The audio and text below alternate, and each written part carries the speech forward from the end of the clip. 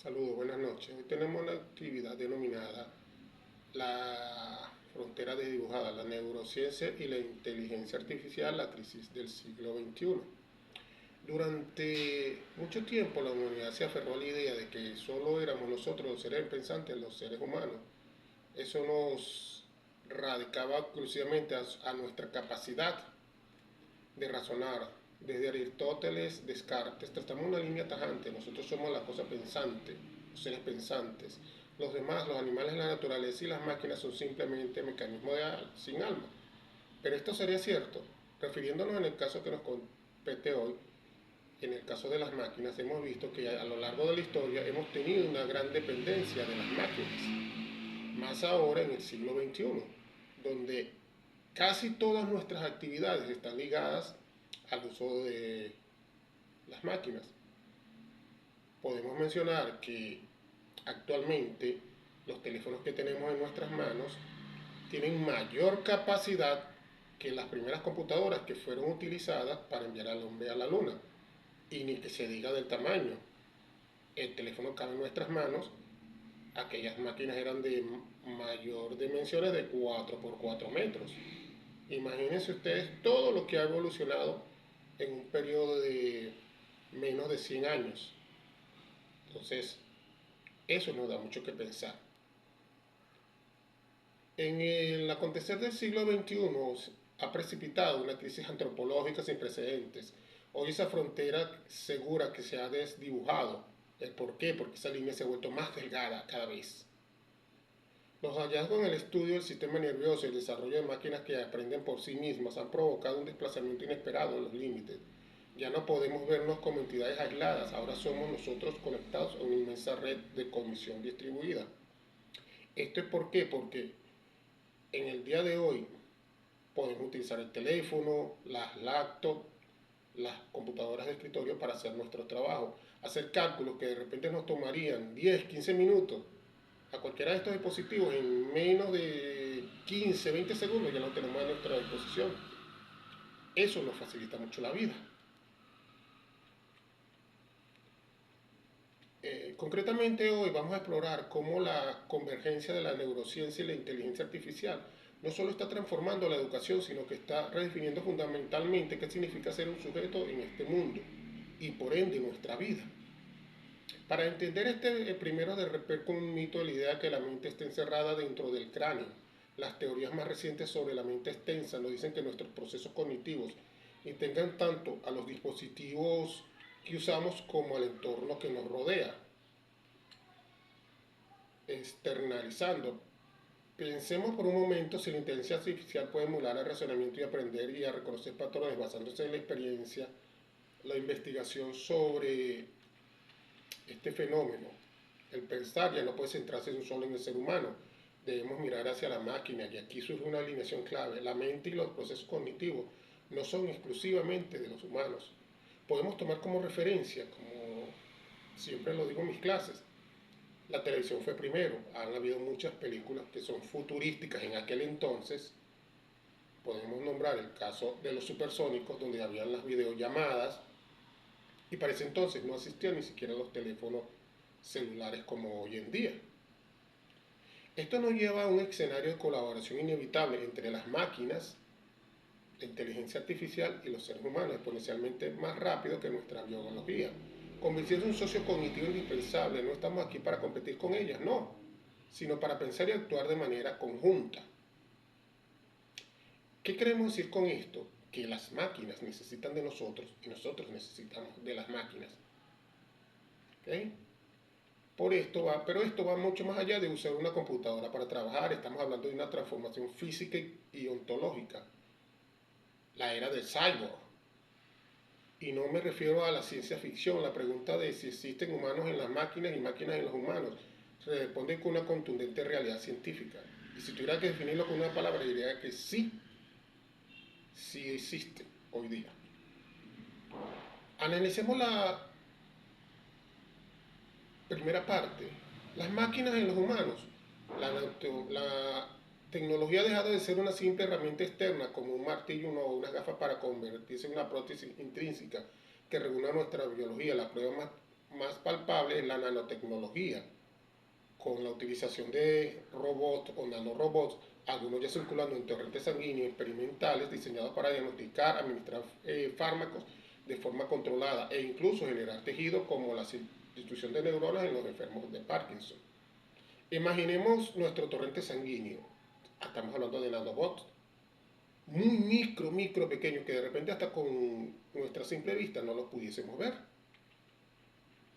Esto es fascinante, sí, muy cierto, pero también plantea dilemas éticos muy profundos que van más allá del uso de la tecnología y de la inteligencia artificial. Pensemos en control emocional, una parte muy importante, ¿verdad? Con el uso de la tecnología para regular emociones en contextos militares, ya es un tema de discusión que ha generado malestar en la comunidad científica, porque implica que la máquina tiene el potencial de regular nuestra propia conciencia con fines estratégicos. Las máquinas han penetrado el cuerpo y el sistema nervioso. Una de estas películas me recuerda, y pues debo utilizarla para poder referenciar mejor, es la película llamada Robocop, donde él una vez quiso actuar, según el guión de la película, de manera autónoma, y él pensaba que sí, aun teniendo un cerebro humano, pero era la máquina la que controlaba esas emociones. Ahora miremos la otra cara de la moneda, los humanos en las máquinas. Se parecía un poco extraño esa frase, ¿cierto? No se trata solo de avatares digitales, hablamos de replicar la complejidad biológica. Por ejemplo, el Instituto de la Universidad de Harvard ha desarrollado órganos sintéticos en chips. Estos son instrumentos automatizados que simulan la estructura y la función de pulmones, intestino y médula ósea para el estudio de patologías. Estamos hablando de nivel experimental. Pero ¿qué será dentro de 30, 40 o 100 años? Ya no estaremos acá, pero debemos dejar sentadas las bases éticas y morales para su correcto funcionamiento. Pasando a nivel cognitivo, el EIT ha creado chips neuronales con cientos de transmisores capaces de imitar las sinapsis cerebrales, procesando información y estímulos tal como alegre a nuestro cerebro. La hibridación, un canal total de la ontología cyborg, es nuestro nuevo estado natural. Aquí en este caso puedo referenciar a una película que vi, precisamente se llama Cyborg, donde un ser humano le colocaron prótesis sintéticas y podía procesar mayor cantidad de información que un humano común. Igual también con un exoesqueleto, ayudado por la tecnología. Vean, como lo dije antes, la televisión fue primero. ¿Qué pasará cuando eso sea la realidad? Esto también nos trae otra cosa ética, más allá del uso de la tecnología. ¿Quiénes podrán tener acceso a esos implantes? ¿Será para todo el mundo o será para solamente una parte de ella? Los que los puedan pagar. Y para aquel entonces, ¿cuál será el valor del dinero? ¿Será el oro? ¿Serán los diamantes? ¿Será el tiempo? ¿Será la vida? Eso no lo sabemos. Vuelvo y repito, nuestro papel fundamental hoy es dejar bien fundamentadas y cimentadas las bases éticas y morales de ese proceso. Podemos verlo así, de esta manera. La neurociencia nos proporciona el qué, nos explica los mecanismos biológicos del aprendizaje, cómo funciona nuestra atención, cómo optimizar la memoria y cómo procesar información para crear significados profundos.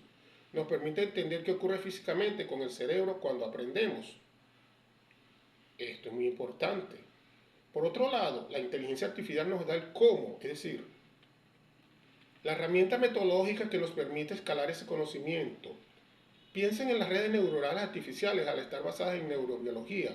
Aprenden de la experiencia sin reglas fijas. Esto permite crear entornos educativos que adaptan dinámicamente al estudiante, simulando la plasticidad neuronal y ofreciendo el desafío exacto que esta persona necesita en ese contexto. Cito nuevamente otra película donde vi que en una estación espacial estaba un científico que tenía ya varias, por así decirlo, máquinas con diferentes procesos, como decir 1.1, 2.1 y así sucesivamente, donde cada uno aprendía hasta cierto límite. Eso nos va a ayudar a responder una pregunta que haremos muy pronto. Además tenemos los sistemas multiagentes, donde múltiples inteligencias autónomas cooperan en la educación. Esto se traduce en sistemas de tutoría colaborativa, donde se modela no solo el conocimiento individual, sino la interacción social e inteligencia colectiva. El resultado es un proceso de aprendizaje mutuo entre el sujeto humano y la máquina. Muy interesante. Acá no puedo dejar de mencionar una película que me llamó mucho la atención, que fue Yo Robot, donde un robot que comenzó siendo un robot terminó, para efecto de la película, siendo más humano o teniendo más calidad humana que los mismos seres humanos. Comenzó siendo un robot, simplemente un utensilio, después aprendió a sentir, evidentemente tuvo que tener mejoras, creatividad artística, y terminó creando pulmones, órganos artificiales que fueron utilizados en seres humanos. Eso era ficción. Ya hoy en día estamos vía eso. Sin embargo, ante tanta automatización surge una pregunta existencial crítica, que era la pregunta que había mencionado anteriormente. ¿Podrán sobrevivir las máquinas sin los seres humanos? Si las máquinas aprenden solas, ¿verdad? Se autoorganizan y evolucionan, ¿no se necesitan realmente? Muy interesante la pregunta. La respuesta nos da el análisis profundo a estos sistemas, es que sí nos necesitan, pero la dependencia ha cambiado, evidentemente, ya no es una dependencia de ejecución, sino de intención. Observen los algoritmos genéticos o los sistemas expertos. Aunque puedan operar autónomamente, siempre quieren un punto de partida, una población inicial o una base de conocimiento predefinida por un humano. Más importante aún, necesitan un propósito. El criterio para determinar que es una solución aceptable es el diseño del problema, y el marco de la aplicación son intrínsecamente humanos.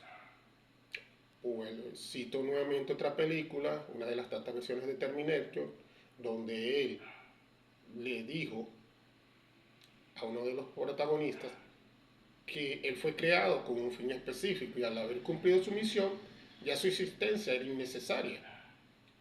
Y vean que tuvo que readaptarse, porque dentro de sus programas estaba que no podía autodestruirse. Volviendo a lo que decíamos, las máquinas y nosotros, para definir el porqué y el criterio de éxito, la supervivencia de ellas mismas, se reduce en esta esencia inercial, parafraseado en lo que dije anteriormente, carente de propósito funcional. Ellas ponen capacidad de procesamiento, nosotros ponemos el sentido. De ahí la codependencia, tanto de ellas de nosotros y nosotros de ellas. Podríamos decir que para concluir debemos reflexionar sobre nuestra responsabilidad en este nuevo mundo. La ciencia y la tecnología no son neutrales. Desde la financiación de una investigación hasta el diseño de algoritmos, todo está cargado de política, economía y estrategia de mercado. El hecho de que prioricemos investigaciones militares o estéticas sobre estas nos dice mucho sobre quiénes somos. Lo que había dicho al principio: justicia, equidad. ¿Quiénes tendrán acceso a esas nuevas tecnologías? ¿Serán para todo el mundo? Es por ello que no podemos ser espectadores pasivos. El futuro se está forjando en este momento, en este mestizaje entre humanos y máquinas, y no podemos dejar por fuera a los animales. Es vital que integremos las voces de las minorías y de aquellos históricamente marginados, porque ellos pueden ofrecer claves esenciales para que el avance tecnológico no sea una herramienta de control, sino una verdadera potenciación humana. En el siglo XXI es definitivamente la era del sujeto colaborativo. Hemos dejado de ser una cosa pensante aislada para convertirnos nosotros en la red global de tareas. Ahora es asegurar que esa colaboración estratégica oriente hacia el progreso humano consciente y no hacia nuestra disolución irreflexiva. La tecnología debe ser el medio para alcanzar nuestro máximo potencial, no la cadena que nos ate. Y con esta reflexión casi doy por concluida mi actividad.